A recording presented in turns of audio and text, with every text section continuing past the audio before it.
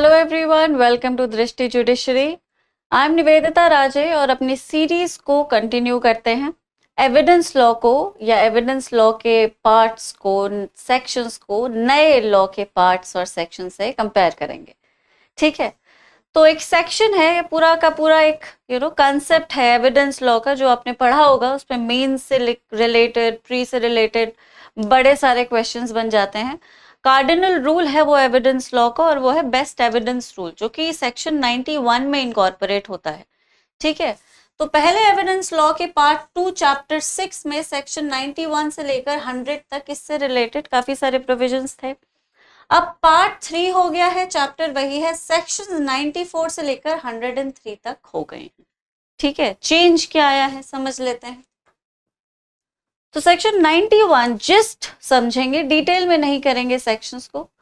तो सेक्शन 91 के हिसाब से अगर कोई कॉन्ट्रैक्ट, ग्रांट या disposition has been reduced to a written format, मतलब उसे डॉक्यूमेंट में कन्वर्ट कर दिया गया है, कोई कॉन्ट्रैक्ट है या ग्रांट है या डिस्पोजिशन है, उसे रिटन फॉर्म में कन्वर्ट कर दिया गया है, तो उससे रिलेटेड किसी भी चीज को प्रूव करने के लिए आप उसी ओरिजिनल डॉक्यूमेंट को लेकर आएंगे।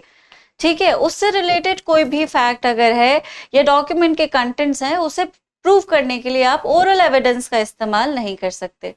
रूल सिंपल यही है, एजेंडा भी यही है कि if there is something that can be proved through a document, prove it through a document, do not provide an oral evidence against it.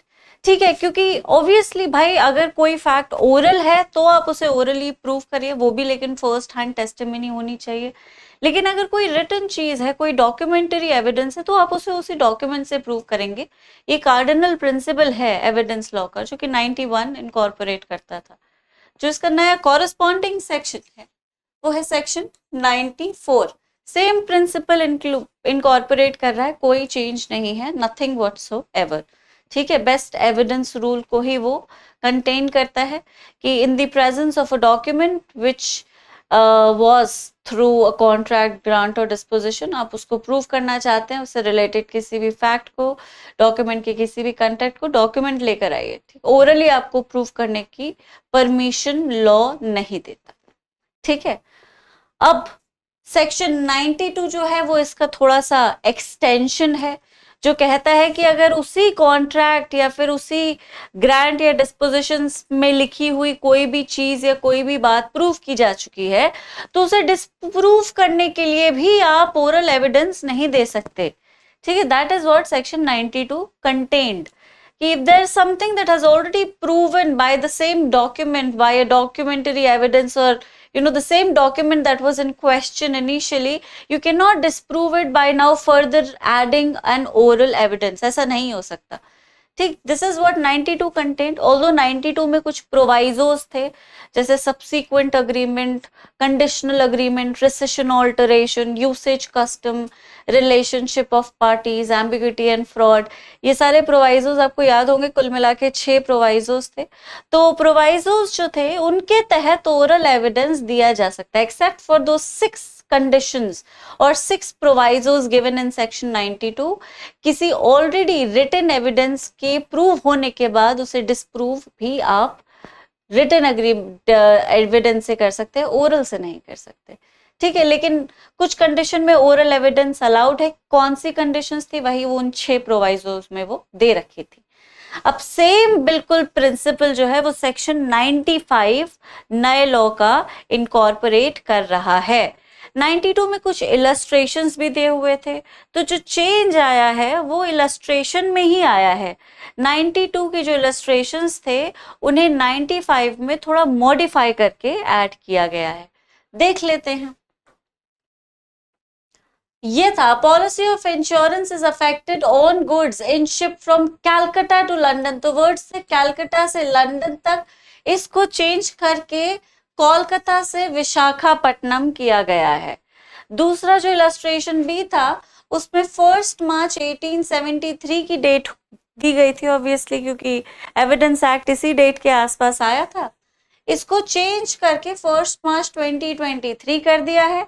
यहाँ पे पेड टिल 31 मार्च वर्ड्स में लिखा हुआ था, इसे भी चेंज करके 31 मार्च 2023 कर दिया गया है।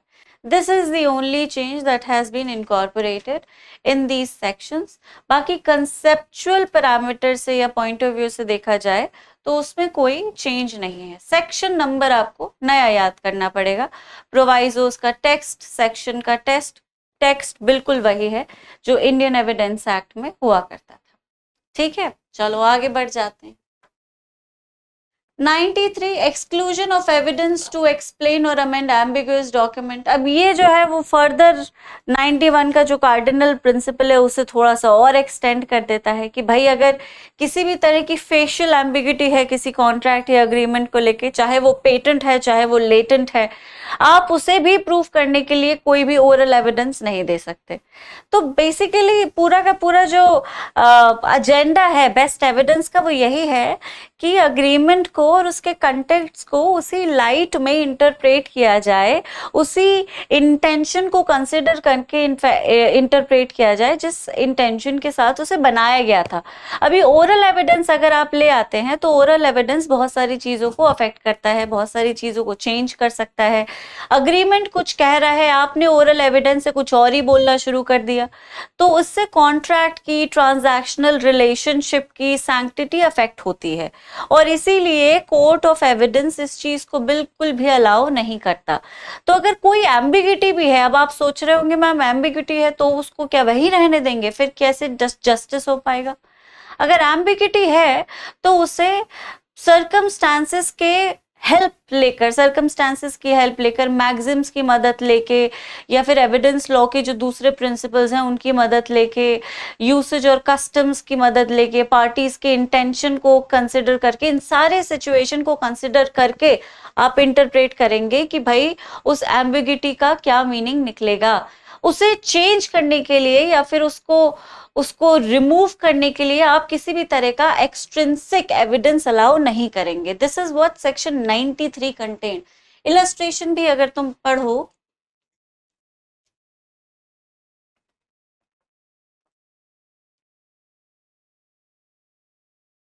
He agrees in writing to sell a horse for rupees 1000 on 1500. अब ये एक एम्बिग्यूटी है कि ये कह रहा है कि मैं घोड़ा बेचूंगा ये 1000 रुपए पे या 1500 रुपए में. अब ये क्या एम्बिग्यूटी है? तो आप इस एम्बिग्यूटी को प्रूव करने के लिए ए से या बी से किसी एक्सट्रिंसिक एविडेंस को लाने के लिए नहीं कहेंगे. आप उसी कॉन्ट्रैक्ट को इंटरप्रेट करने की कोशिश करेंगे. मार्केट वैल्यू क्या होनी चाहिए, 1000 से 1500, 1000 से लेकर 1500 अगर वो कह रहा है तो वो किस चीज को रेफर कर रहा है.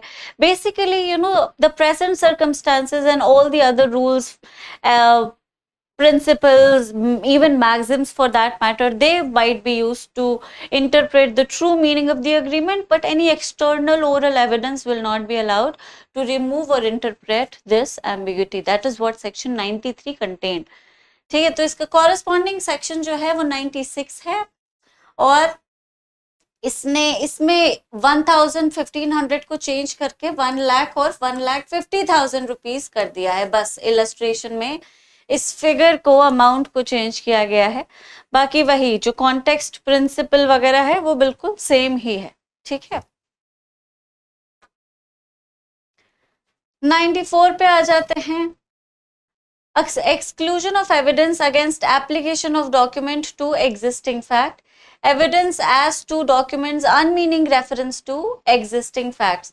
तो बेसिकली वही चीज है बिल्कुल 93 और 95. 93 से एम्बिग्यूटी के जो क्या कहेंगे उनको फसेट्स हैं वो शुरू हो जाते हैं. एम्बिग्यूटी के वेरियस नुआंसेस जो हो सकते हैं, जैसे कि 94 कह रहा है कि अगर कोई डॉक्यूमेंट है या डॉक्यूमेंट में कुछ फैक्ट्स हैं जो कि एग्जिस्टिंग सिनेरियो पर अप्लाई नहीं हो रहे. फॉर एग्जाम्पल, जब आप डॉक्यूमेंट को पढ़ रहे हैं तो मीनिंग तो समझ आ रहा है, बिल्कुल डॉक्यूमेंट क्लियर है अपने आप में, ठीक है, उसका बिल्कुल कोई एम्बिग्यूटी नहीं है.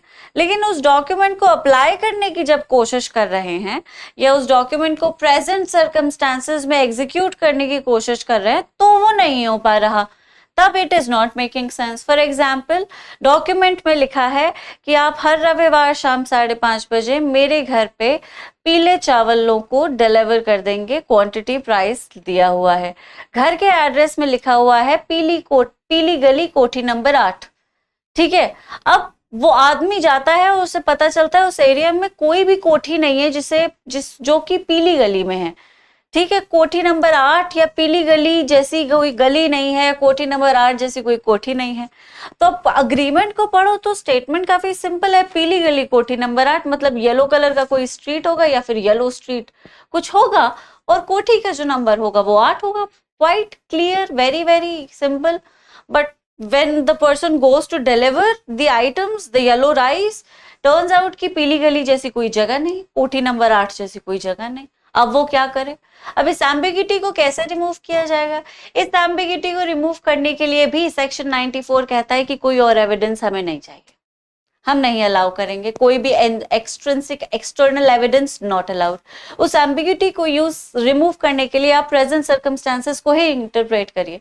लोगों से पूछिए कि भाई इस तरह की कोई जगह है पीली गली कोठी नंबर 8, लोग बता देंगे कि हाँ एक बड़ी सी कोठी है, उसे कहते हैं पीली गली कोठी नंबर 8, चले जाइए वहां पे, हो गई ambiguity clear.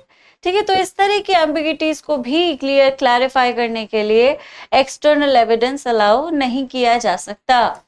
This is what section 94 said. 95 भी इसी की तरह एक और बात कह रहा है कि भाई ये जो कॉन्ट्रैक्ट है उसका जो अपने आप में क्लियर है, लेकिन जब उसे अप्लाई करते हैं तो आधा कहीं लगता है आधा कहीं लगता है, मतलब पूरा एक जगह नहीं लग रहा। जैसे एक कह रहा है कि मेरा जो पीला बंगला है वो एक्स के मैनेजमेंट में है, हावड़ा में है, मैं उसे बेचना चाहता हूं। अब एक्स के पास पीला बंगला तो है लेकिन वो हावड़ा में नहीं है, ठीक है, वो सिकंदराबाद में है, और एक्स के मैनेजमेंट में नहीं है, वो बी के मैनेजमेंट में है। एक्स के मैनेजमेंट में जो बंगला है वो पीला है ही नहीं। You are getting what I am saying? तो ये आधा कुछ लग रहा है आधा कहीं कुछ लग रहा है, ठीक है, तो it's not really clear as to the application, it applies half, it does not apply completely to a complete full situation. इस सिचुएशन में भी आप प्रेजेंट सर्कमस्टांसेस को, यूसेज कस्टम्स को, इंटेंशन को कॉन्टेक्स्ट के थ्रू समझने की कोशिश करिए। इस चीज को क्लैरिफाई करने के लिए कोई और एविडेंस कोर्ट अलाउ नहीं करता। ठीक है, अब सुनने में देखने में तुम्हें लग रहा होगा कि मैम ये थोड़ा सा कि isn't it a little bit what should we say unjust, कि भाई अगर एम्बिग्यूटी को किसी और तरह से रिमूव किया जा सकता है, टाइम बच जाएगा बहुत सारा, है ना, तो क्यों नहीं कर रहे हैं? नहीं कर रहे हैं। बेस्ट एविडेंस रूल का मतलब ही ये है कि भाई आपने जो एक बार कॉन्ट्रैक्ट में लिख दिया वो लिख दिया, वो स्याही पक्की है, ठीक है, अब आप उससे इधर उधर नहीं जा सकते, क्योंकि जैसे ही आप ओरल एविडेंस अलाउ कर देते हैं किसी रिटन एविडेंस को प्रूव करने के लिए, तो भले ही एम्बिग्यूटी को रिमूव करने के लिए ओरल एविडेंस दिया जाए, उस डॉक्यूमेंट की मीनिंग को कंप्लीटली चेंज किया जा सकता है। इस कोटोर में पार्टीज मिसयूज कर सकती है ओरल एविडेंस के एप्लीकेशन को, ठीक है, हो सकता है कि वो बिल्कुल ही बदल दें उसके मीनिंग को। अरे नहीं नहीं, मैं तो बंगले की बात ही नहीं कर रहा था, मैं तो दुकान की बात कर रहा था जो हावड़ा में, भाई उसने पूरा मीनिंग ही बदल दिया, बात हो रही है बंगले की, उसने दुकान बोल दिया। ठीक है, एम्बिग्यूटी को रिमूव करना था, ओरल एविडेंस अलाउ किया, उसने कुछ भी बोल दिया, तो ये नहीं कर सकते। तो पूरा जो रैशनल है सेक्शन 95 का,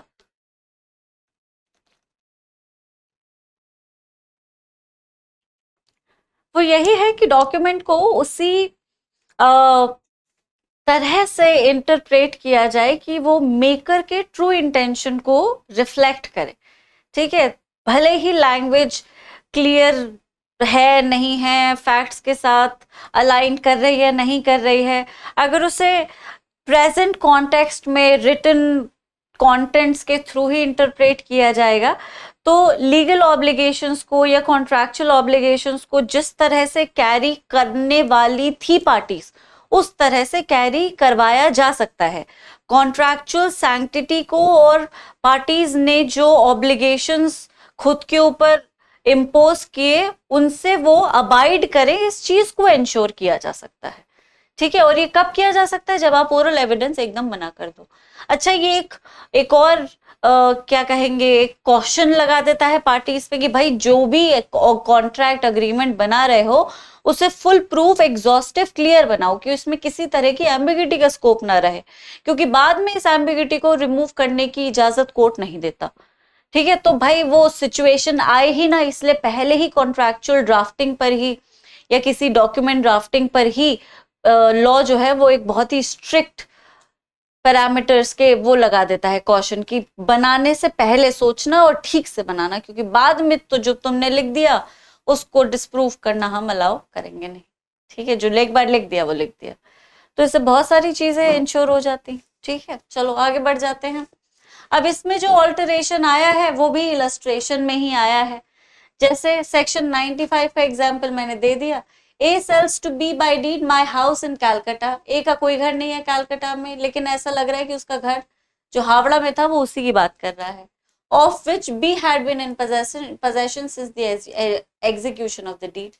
अब इन फैक्ट्स को प्रूव किया जा सकता है, यूज किया जा सकता है कि हावड़ा वाले घर की बात कर रहा होगा शायद, लेकिन ये कोर्ट डिसाइड करेगा। पार्टीज इस चीज को प्रूव नहीं करेंगी ओरल एविडेंस से।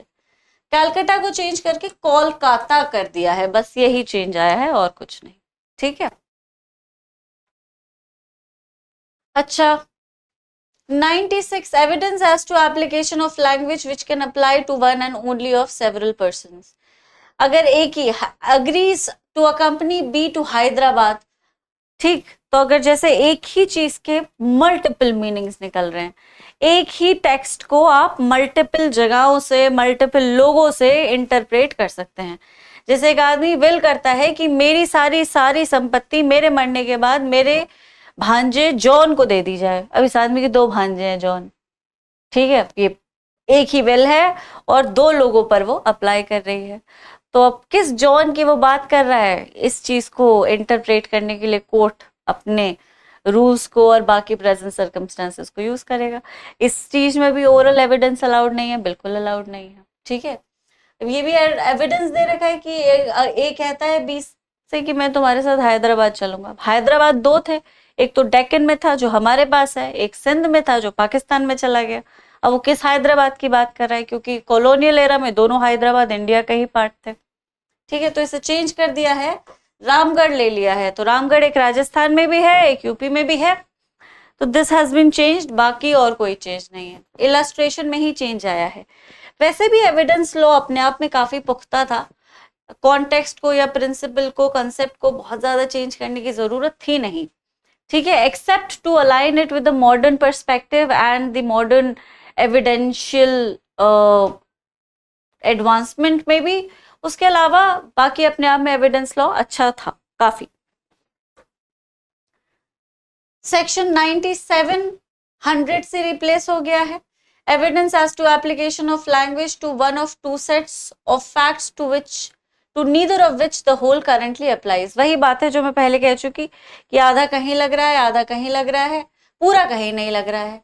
तो इसको भी अगर इंटरप्रेट करना है तो आप कोर्ट पे डाल दीजिए, वो कॉन्टेक्स्ट को समझ के, पार्टीज के इंटेंशन को समझ के डिसाइड कर लेगा कि भाई किस पे क्या लग रहा है।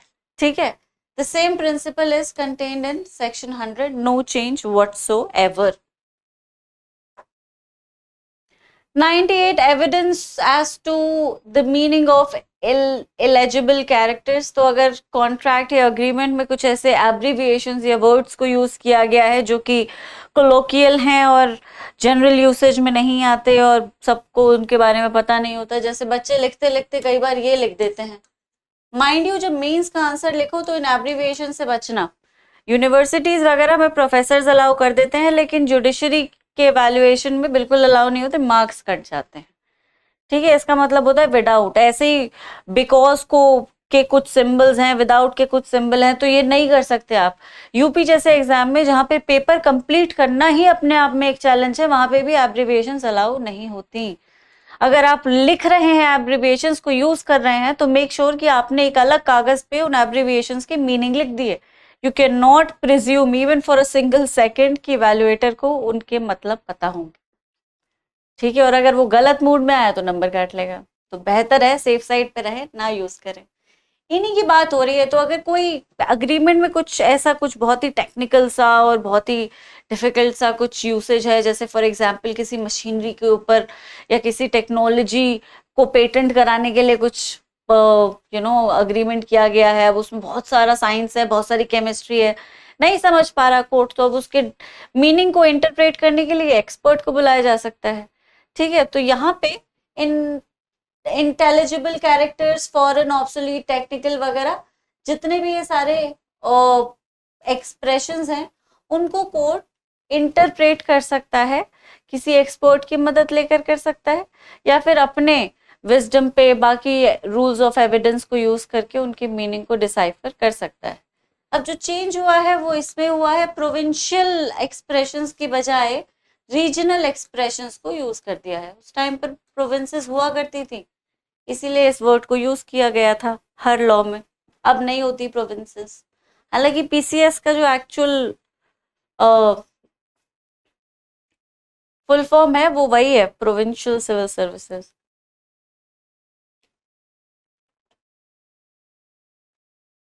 खैर चलो आगे बढ़ते हैं, नॉट रेलेवेंट। ठीक है, अब आते हैं 99 पे। Who may give evidence of agreement varying terms of document. कई बार क्या होता है, ये थर्ड पार्टी एविडेंस की बात कर रहा है। ठीक है, तो कई बार पार्टीज, जैसे let's say A versus B के बीच में है कॉन्ट्रैक्ट, लेकिन किसी वजह से सी भी है इसका पार्ट। अब वो एक्सप्रेसली कॉन्ट्रैक्ट में मेंशन नहीं है, लेकिन वो है, एक्टिवली है इसका पार्ट। ठीक है, तो अगर किसी चीज की वजह से उसे कुछ कुछ कुछ भी अपने बेनिफिट में या किसी भी वजह से उसे कुछ प्रूव करना पड़ रहा है या कुछ कहना पड़ रहा है, किसी तरह का एविडेंस देना पड़ रहा है, टेस्ट में नहीं देनी पड़ रही है, तो भले ही वो कॉन्ट्रैक्ट का पार्ट नहीं है, कोर्ट उसको अलाउ कर सकता है। ठीक है, थर्ड पार्टी अलाउड है, प्रोवाइडेड कि वो थर्ड पार्टी का एक लेजिटिमेट बेनिफिट था उस कॉन्ट्रैक्ट से। ठीक है, भले ही वो मेंशन नहीं था लेकिन था। ये सेम चीज सेक्शन 102 में दे रखी है। Okay, this are what these sections are. अब सेक्शन 100 जो था वो एक सेविंग क्लॉज था।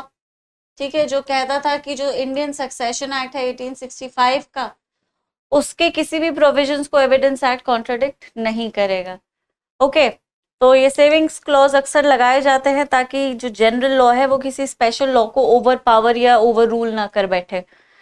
तो ये चेंज ये है कि इंडियन सक्सेशन एक्ट 1865 रहा नहीं है, 1925 हो चुका है, तो दैट हैज बीन चेंज। ठीक है, तो एक्ट का जो एनफोर्सिंग डेट है उसे चेंज कर दिया है। सेविंग क्लॉज अभी भी वही है, नंबर 103। ठीक है, चलो आगे बढ़ जाते हैं। Thankfully like I said, concept same है, तो आपको बहुत ही एक्सेसिव मेहनत करने की जरूरत नहीं है कि परेशान हो गए मेहनत करते करते, पूरा का पूरा लॉ ही पलट गया। ये नहीं करने की जरूरत है। बाकी अगर ध्यान से पढ़े तो सेक्शंस को याद करना इतना डिफिकल्ट नहीं होता है if you do it properly. ठीक, अब आ जाते हैं बर्डन ऑफ प्रूफ पे। बर्डन ऑफ प्रूफ के भी सेक्शंस में कोई भी चेंज नहीं आया है thankfully, except for the fact कि जो सेक्शंस डायरेक्टली आईपीसी के ऑफेंसेस को मेंशन कर रहे थे उनको चेंज कर दिया गया है। जहां पे आईपीसी मेंशन था वहां पे भारतीय न्याय संहिता कर दिया गया है। जो सेक्शंस आईपीसी के थे वो चेंज करके भारतीय न्याय संहिता के सेक्शंस में कन्वर्ट कर दिए गए हैं। कुछ एक आध सेक्शन है जिसे पूरी तरह से ओमिट कर दिया गया है, पढ़ लेते हैं। ठीक है, production and effect of evidence part 4 है ये नए लॉ का, पार्ट 3 हुआ करता था ये पुराने लॉ का। चैप्टर 7 इन बोथ 101 से लेकर 114A तक एविडेंस में था, 104 से लेकर 120 तक ये भारतीय साक्ष्य अधिनियम में है। तो बर्डन ऑफ प्रूफ 101, 102, 103, 104, अब 4 सॉरी। अब इसको समझने के लिए एक एग्जाम्पल देती हूं मैं। ठीक है, बर्डन कब किस पर किस वक्त रहता है ये 101 से लेकर 104 तक डिस्कस किया गया है।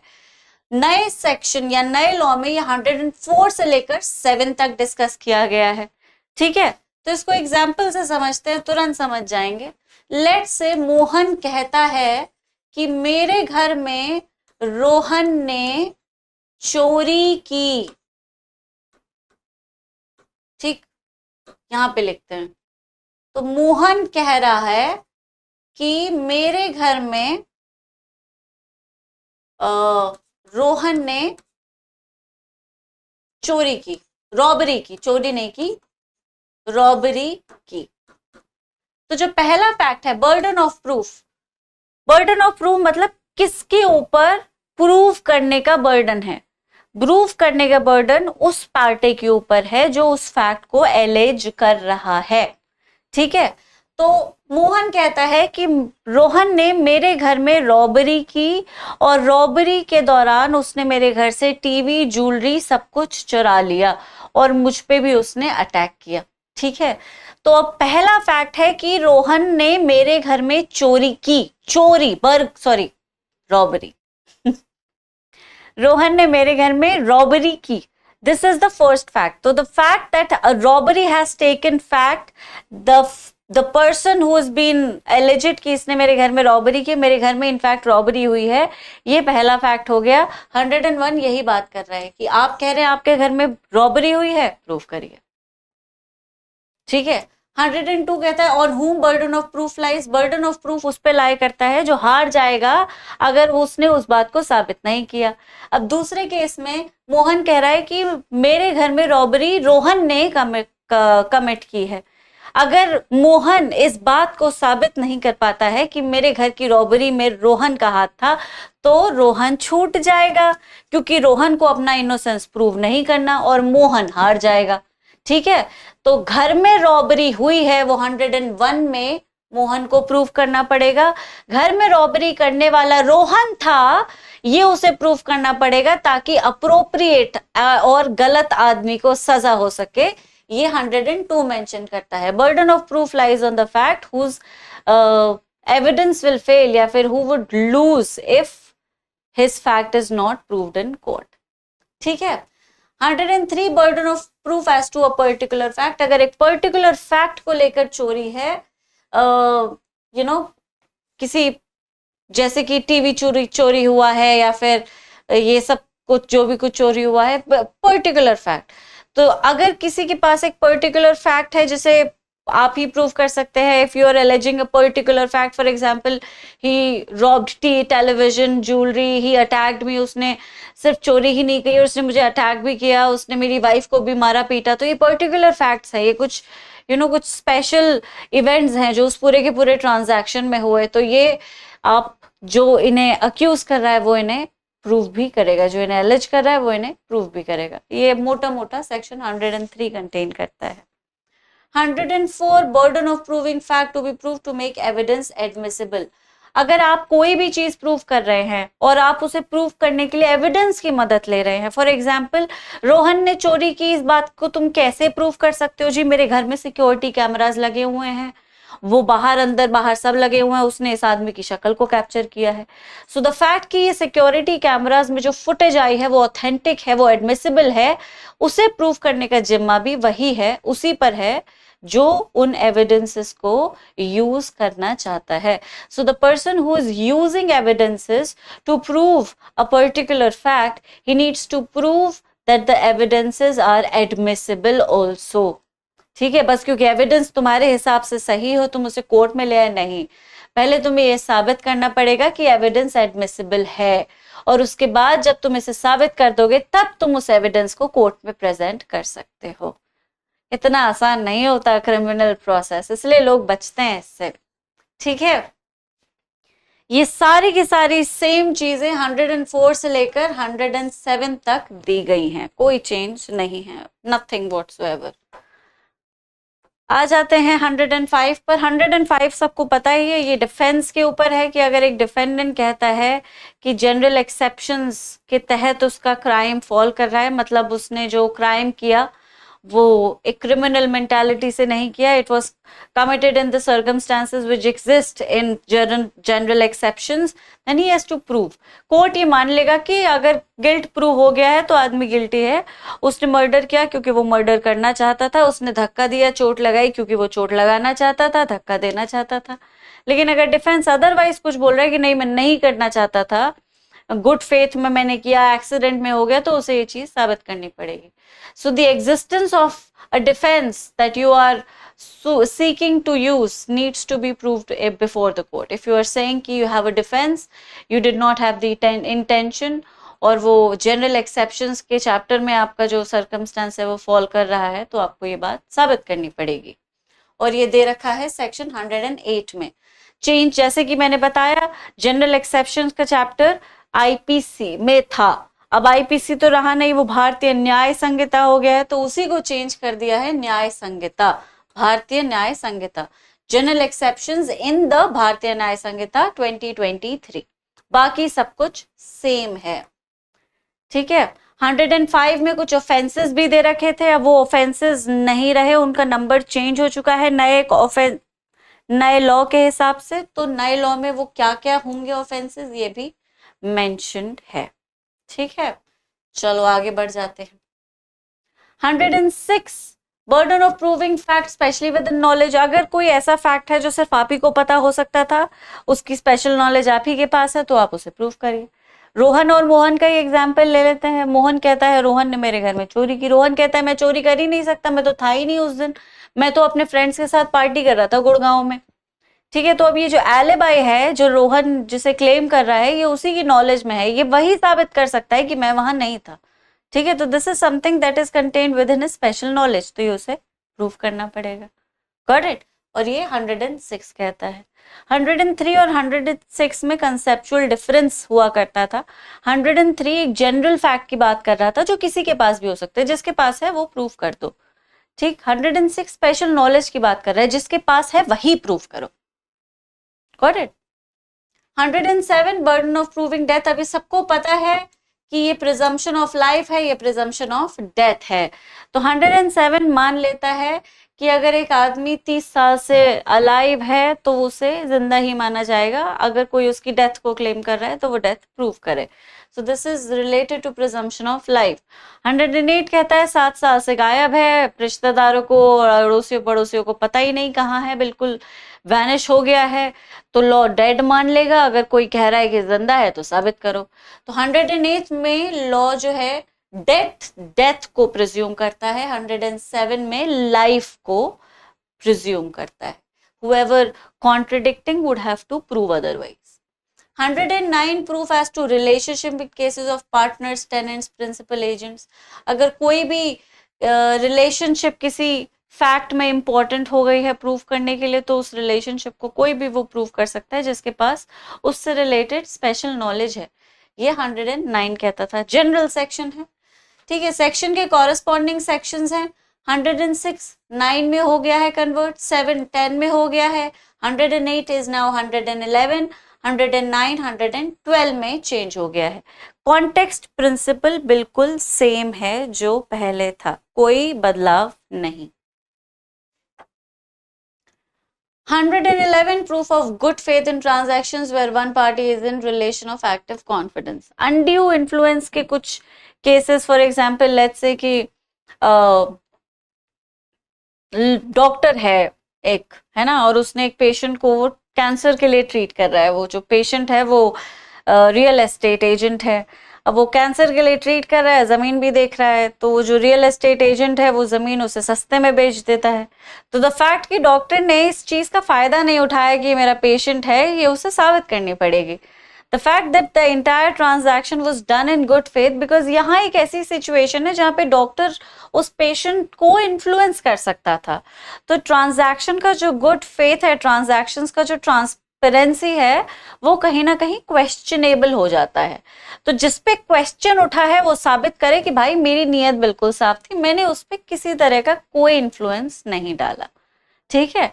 तो ये 111 कहता है जिस्ट में।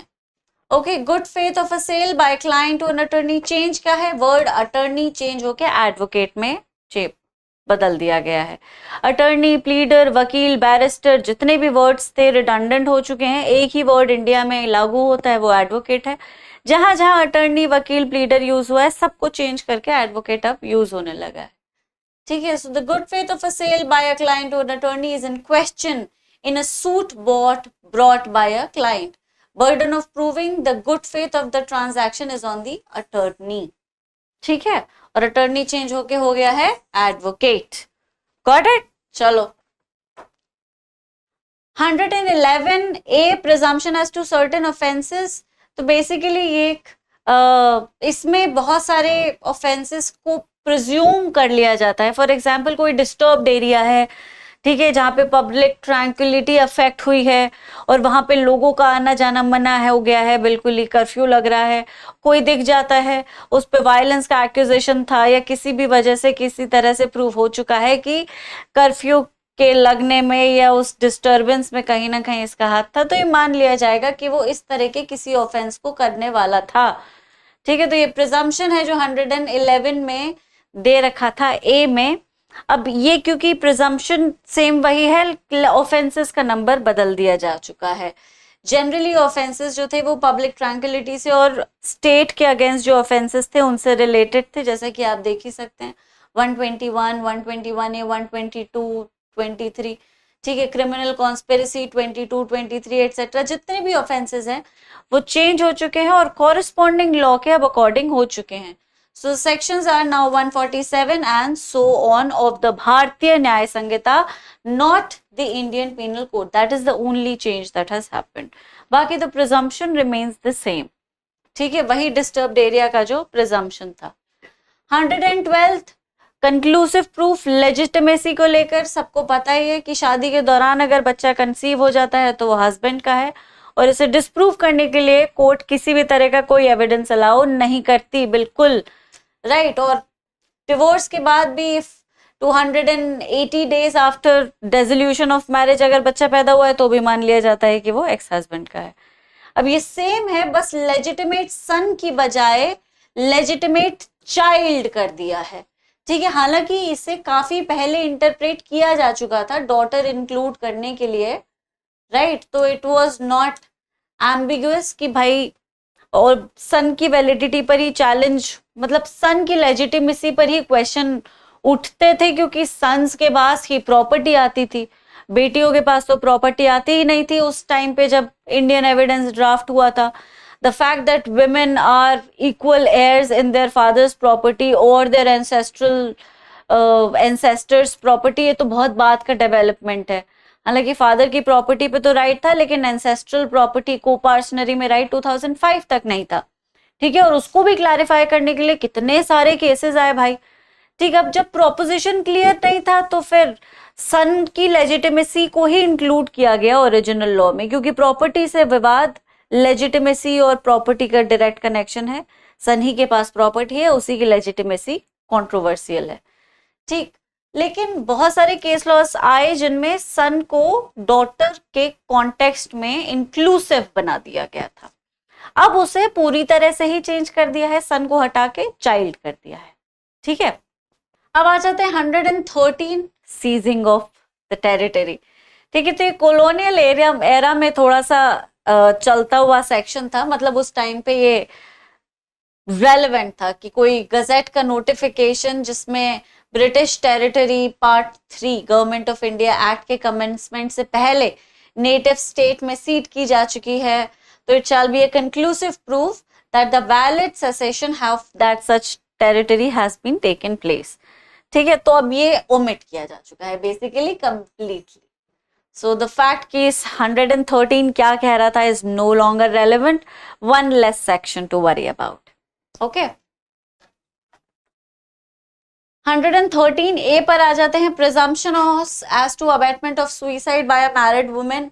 498 अब नहीं रहा है, cruelty 498 के पर्सपेक्टिव से कंस्ट्रू की जाएगी। क्रूएल्टी को 490A के पर्सपेक्टिव से बहुत ही ज्यादा वाइड इंटरप्रिटेशन दिया जा चुका है, मल्टीपल केस लॉज आ चुके हैं।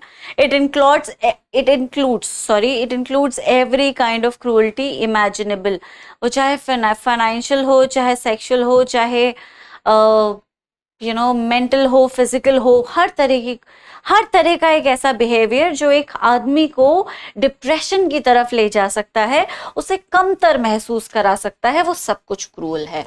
इनफैक्ट उसके फिजिकल अपीयरेंस पर भी कुछ तरह के कमेंट्स, उसके काम में बार बार दखल देना, बार बार मीन मेक निकालना, टोंट मारना, ताने मारना, उसको बाकी बाहर की औरतों से कंपेयर करना भी क्रूअल्टी के एम्बिट में आ चुका है। आप इमेजिन करिए वो चीज जो आपको दुख दे सकती है, कष्ट दे सकती है, लॉ उसे क्रूअल्टी मान लेता है।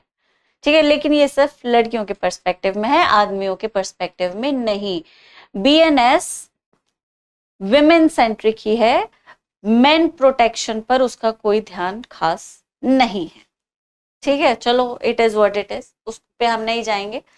तो प्रिजम्पशन सबको पता ही है, suicide by a married women, वही की अगर सुइसाइड कर लिया 7 साल के अंदर अंदर तो मान लिया जाएगा सुइसाइड को हस्बैंड या उसके रिलेटिव्स ने अबेट किया था, अगर प्रूव हो जाता है कि क्रूअल्टी रही है या फिर डाउरी से रिलेटेड कोई प्रेशर रहा है।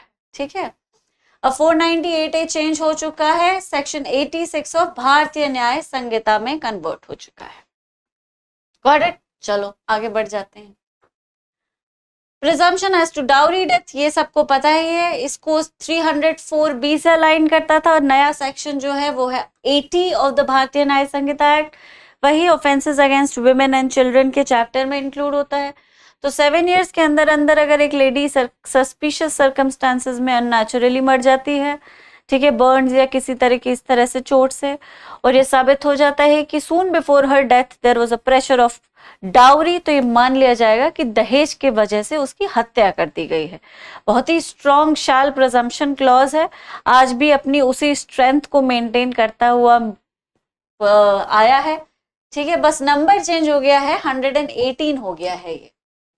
ओके, 114 सबको पता ही है, कुछ जनरल फैक्ट्स जिनको कोर्ट प्रिज्यूम कर सकता है, ठीक है, जिनके एग्जिस्टेंस को कोर्ट प्रिज्यूम कर सकता है, प्रोवाइडेड कि उसको सपोर्ट करने के लिए enough facts and circumstances present है। तो इसमें कोई चेंज नहीं आया है, बस कॉरेस्पॉन्डिंग सेक्शन नंबर 119 है, बाकी the entire section thankfully remains exactly the same except for 114A which was a presumption as to consent, again a shall presume clause जो कि मथुरा रेप केस के बाद आया। ठीक है, जहां पे अगर एक लेडी कह देती है कि सेक्सुअल इंटरकोर्स के दौरान उसका कंसेंट नहीं था, तो कोर्ट ये मान लेगा कि उसका कंसेंट नहीं था और वो रेप था, और अब इसको कंसेंशुअल एक्ट साबित करने की जिम्मेदारी डिफेंस की है, प्रोसिक्यूशन की नहीं। ठीक है, तो एक बहुत ही स्ट्रिक्ट क्लॉज है जो लेजिस्लेचर को इंट्रोड्यूस करना पड़ा, क्योंकि मथुरा के साथ एक बहुत ही खौफनाक सा इनजस्टिस हो गया था। सबको उस केस के बारे में पता ही है, supreme court did not change the ruling, Mathura never got justice. ठीक है, अब आर्टिकल 20 के एप्लीकेशन की वजह से एविडेंस का जो भी चेंज था वो उन अक्यूज्ड पर अप्लाई नहीं हुआ जो मथुरा के केस में अक्विट कर दिए गए थे, क्योंकि ऑब्वियसली रेट्रोस्पेक्टिव एप्लीकेशन अलाउड नहीं होता क्रिमिनल लेजिस्लेशंस का। तो मथुरा को तो न्याय नहीं मिला, लेकिन आने वाली बहुत सारी लड़कियां जो हैं वो बच गई इस वजह से। तो 114A में बस जो सेक्शन है जो रेप को कवर करते थे और वो सारे क्लॉजेस, उसको चेंज कर दिया है। एक prosecution of rape sub section 264 में सबको इंक्लूड कर दिया है। ठीक है, तो इसमें 64(2) के हिसाब से अगर लेडी कह देती है कि भाई कंसेंट नहीं था, तो ये मान लिया जाएगा कि कंसेंट नहीं था and she has been raped. So new section is 120, presumption as to the absence of consent in certain prosecution for rape. ठीक है, चलो दूसरा जो सेक्सुअल इंटरकोर्स है जिसका क्लॉजेस A से लेकर D तक अलग अलग डेफिनेशन 375 में दे रखी थी, वो भी चेंज हो गया है। ऑब्वियसली वो सेक्शन 63 ऑफ भारतीय न्याय संहिता के अकॉर्डिंग इंटरप्रेट किया जाएगा। ठीक है, अब हम आ जाते हैं एस्टॉपल पे। एस्टॉपल सबको पता ही है, 3 सेक्शंस थे एविडेंस के जो एस्टॉपल के रूल्स को कंटेन कर रहे थे, 15, 16 एंड 17, 115। ठीक है, तो 115 की बजाय जो नए सेक्शंस हैं वो हैं 121, 122 और 123। पार्ट 4 है नए लॉ में, चैप्टर सेम है, चैप्टर 8 है। ठीक है, एस्टॉपल सबको पता ही है, if you have promise somebody something and that person has acted on your promise, तो फिर आप अपने प्रॉमिस से वापस नहीं जा सकते। You would have to do what you promised. The law stops you from going back on your word.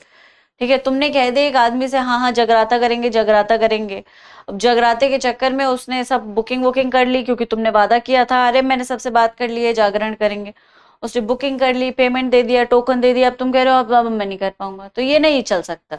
ठीक है, तुमने वादा किया कि जागरण होगा, उसने बेचारे ने तुम्हारे वादे पर वर्ड ऑफ माउथ पे एक्ट कर लिया, you can not go back on your word. इसे को एस्टॉपल कहते हैं। एस्टॉपल के जो एक्सटेंशंस हैं कुछ और फसेट्स वो 16 और 17 में दे रखे हैं।